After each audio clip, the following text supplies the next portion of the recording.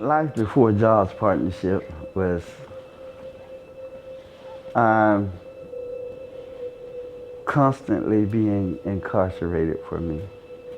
And I guess that's why I wasn't able to gain good jobs because my priors, I was in and out of incarceration. And it just come to a point one day where I had my son, he was just born, 2 years old. And I came to a place, I was sitting in that jail cell. I said, God, I don't want my son to be nothing like me. And this is not a positive example for him. So the woman that I was married to, I wasn't being a good man, so I guess she made her decision that she was gonna live without me, but she didn't tell me while I was locked up. When I got out of jail, I came home, and I know things didn't seem the same, but I just assumed that it was because of so much time apart. But after a couple of days, she left one morning and she come back. She came back and she had her boyfriend with me. And standing at my door, asking me to leave my house. After a while, I ended up staying with my sister for a brief period of time. And even though her house was crowded, but she saw the change that I had made in my life and that I just wanted to take care of my kids. Wow. I just wanted to take care of my kids.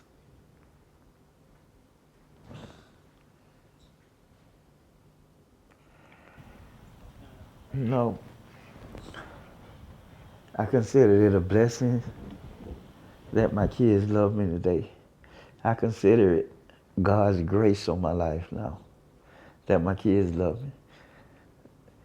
They didn't take it as hard as I took how I treated them. And when I say treated them hard, not physical abuse, but neglect, not giving them time, not being there for them, being locked up.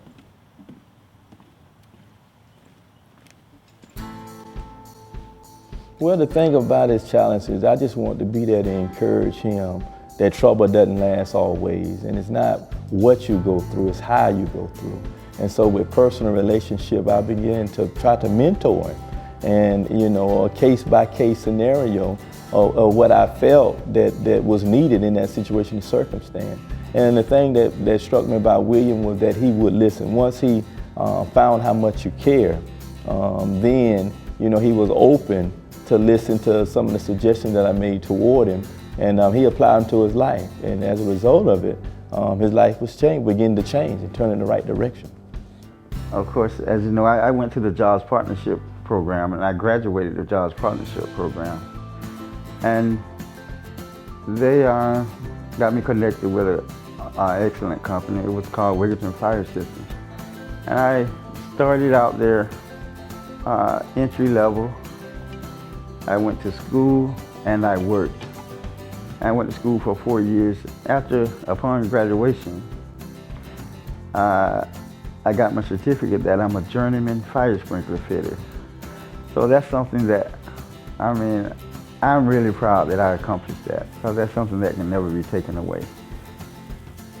The most valuable thing for me in the Thursday night classes was preparing me to do a job interview, because I had never actually been on an actual job interview. All the jobs that I've had in the past, they were basically dead-end jobs. I mean, it was because of someone I knew I could get a day or two here in a construction site, but never anything with a career. So I had never actually been on a job interview.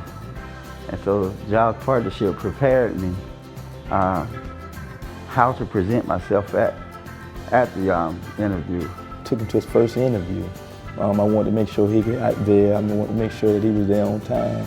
And I felt like if he had his first foot forward correctly, I think that if he had an opportunity, I think everything else would take care of itself. I started listening and taking heed to what God was saying about me. That's what propelled me to not have low self-esteem. God said, I am fearfully and wonderfully made.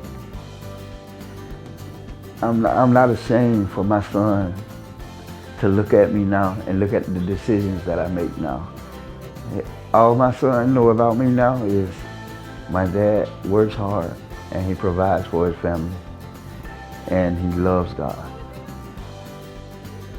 So I am not at all a negative role model to my son now.